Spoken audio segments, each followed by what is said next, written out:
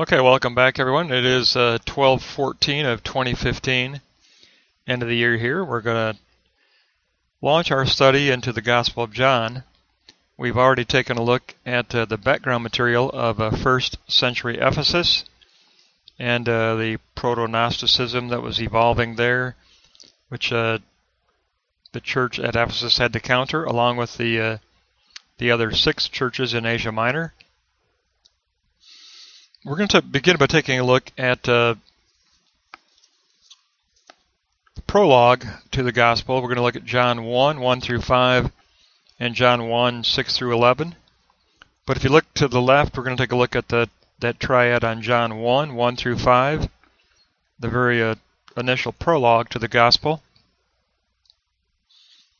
And in block 1, we look at the Greek concept of arche, and basically John begins his gospel by telling us, which is very obviously a counter against Gnosticism, that the Word pre-existed with God.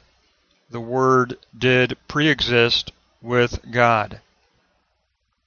He uses the concept of arche. There's 3 meanings for arche. It's the elementary principles of creation.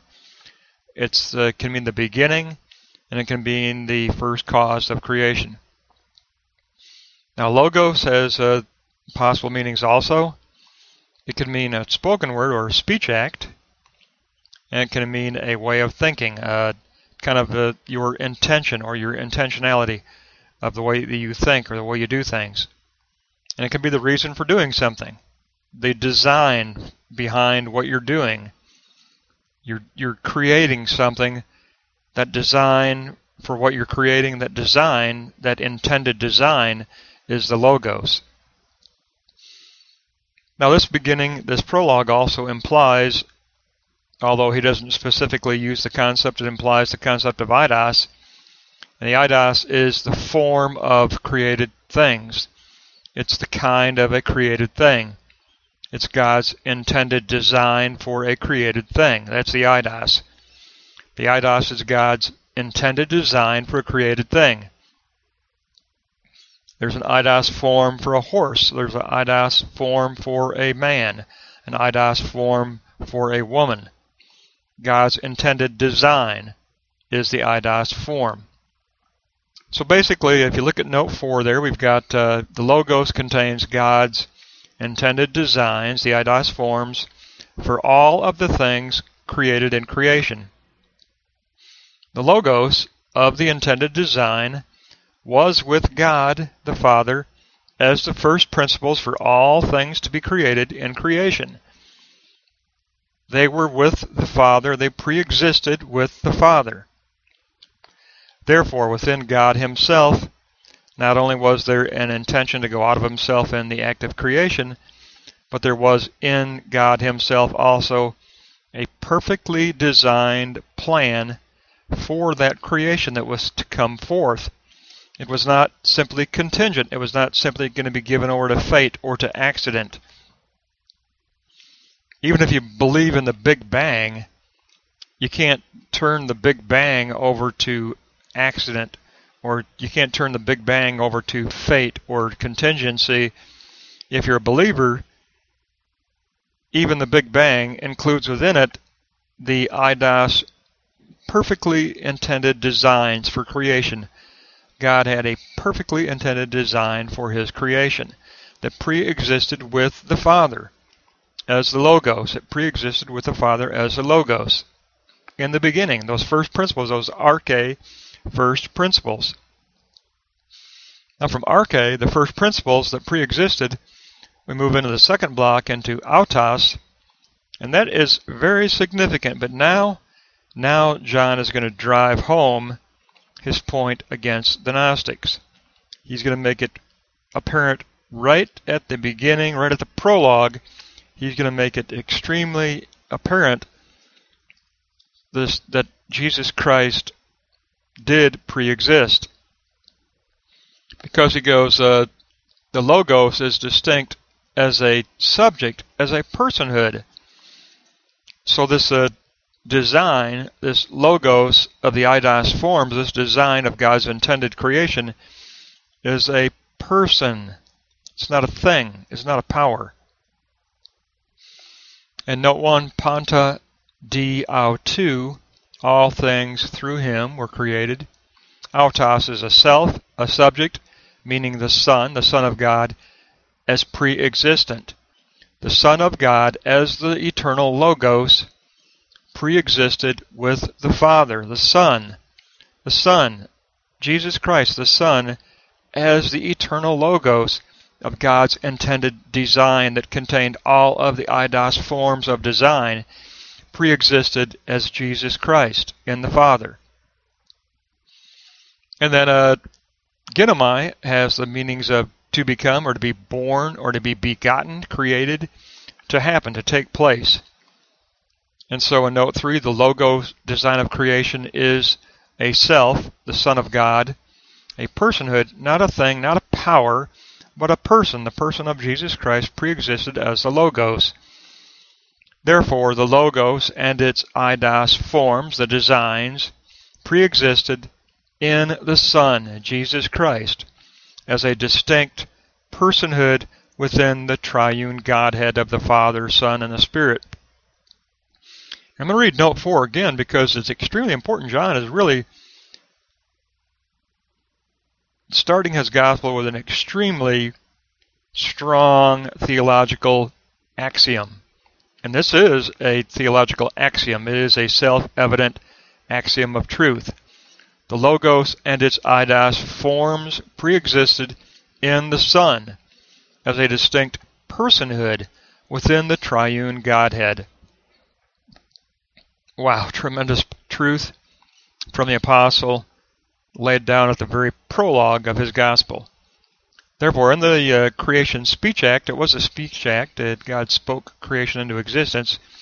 In the Creation Speech Act, Jesus Christ was the Rhema voice of the divine Logos, a voice that carried with it the eidos designs.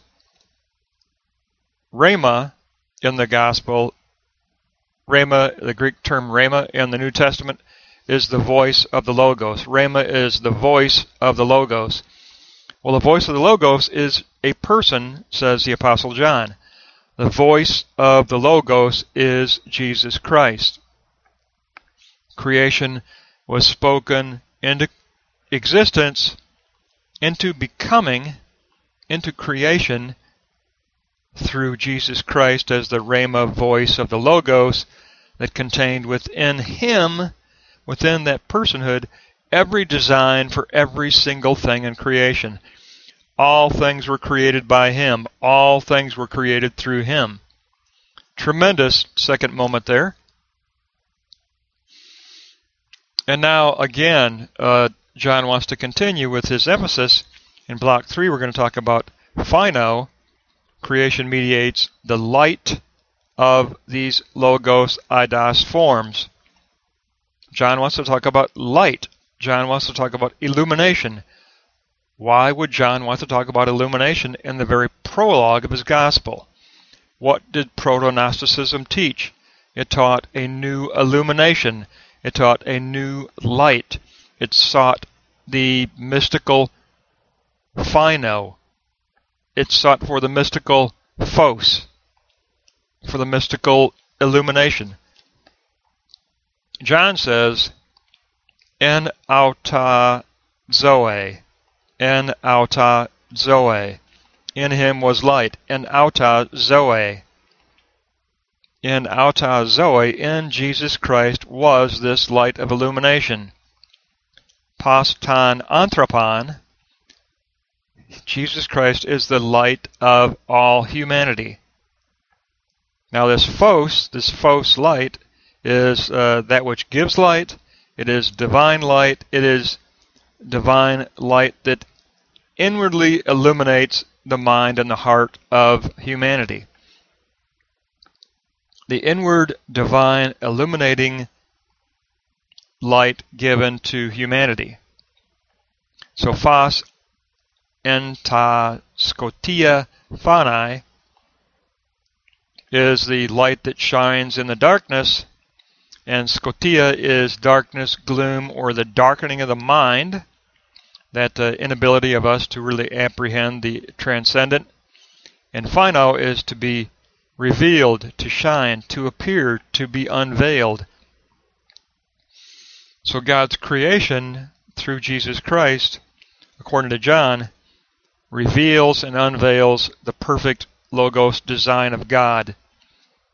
As a believer, we have the illuminating Holy Spirit, and through our faith in Jesus Christ, the perfect eidos forms, the perfect eidos design, God's intended design for creation, can become visible to a believer through the illuminating power of the Holy Spirit, the phos light, the phino light of Jesus Christ, can illuminate our reality for us, and we can see God's intended purpose, God's intended design. It becomes unveiled through Christ. That's a tremendous truth. A tremendous truth that Gnosticism said you need something extra added to the gospel. You need our theory of emanations. You need our theory of emanating divine angels. And then you can reach illumination that way, and you can reach the special mystical illumination and the special mystical gnosis. This is what John is countering. John, the Apostle John, says there's no need for special phos. No need for special mystical light. Jesus Christ is the light. He is the light. In him was the light of illumination. No other mediation is necessary. No other mediation is required. Nothing needs to be added to the gospel or the personhood of the divine Jesus Christ. And through Christ only, through Christ, we can receive the illumination of our mind, the illumination of our heart, and we can see God's intended purpose for his creation.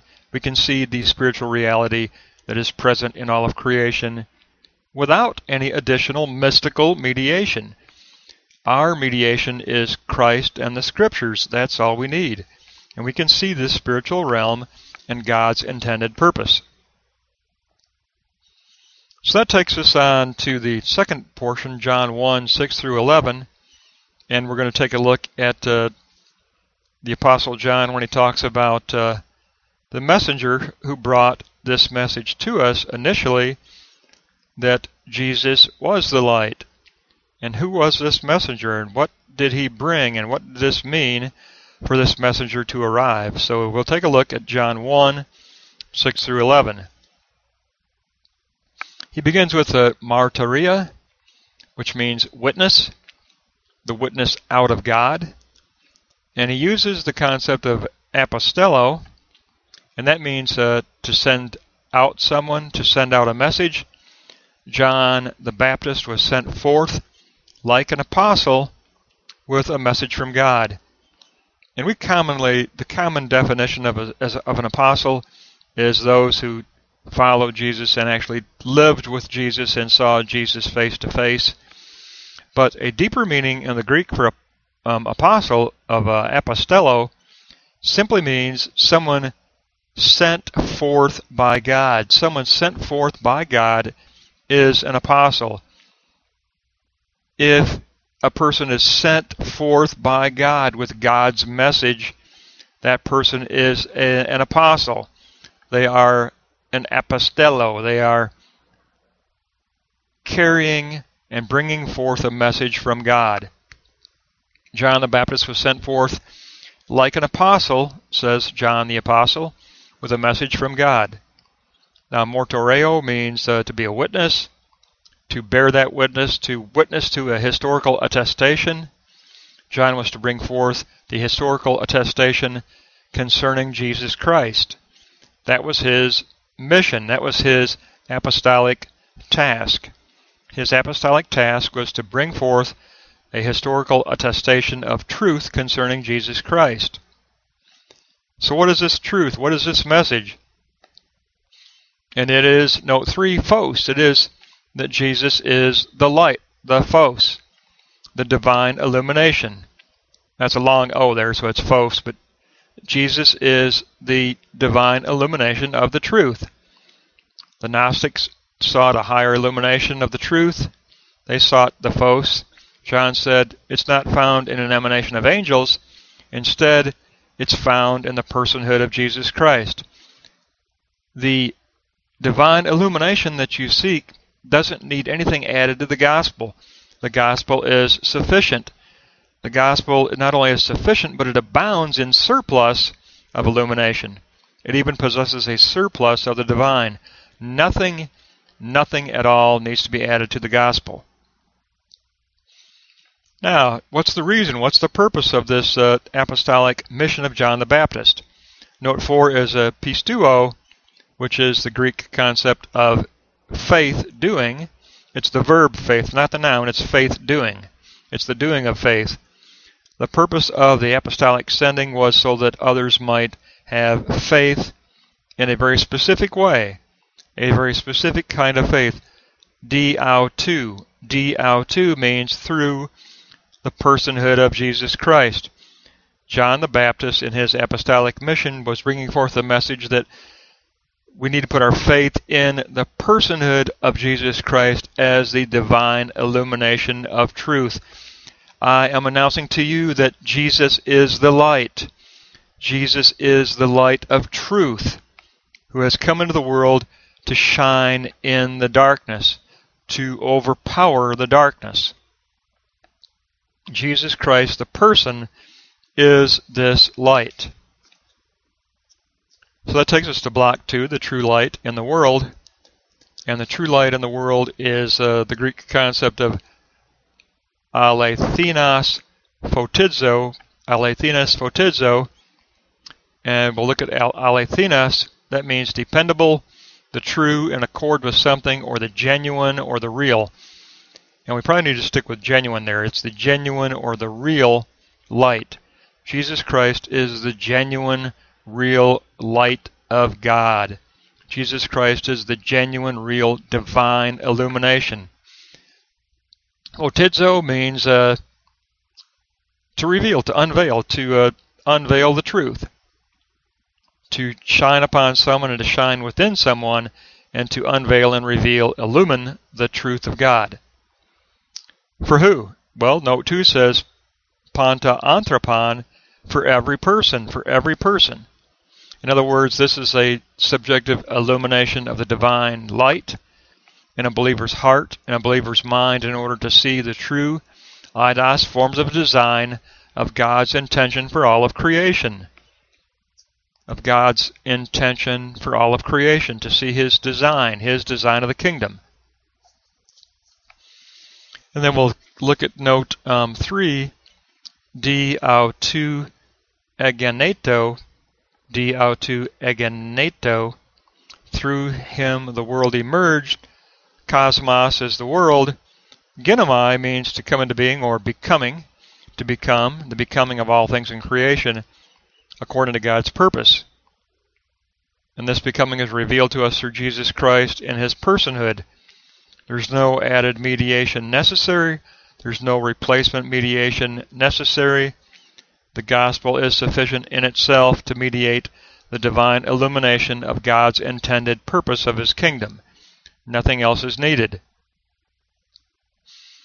But then John, in his prologue, is going to tell us that the bad news is that no one recognized this. No one took up this active verb of faith, this participatory verb of faith. No one took it up. Jesus was not known. Jesus was not received.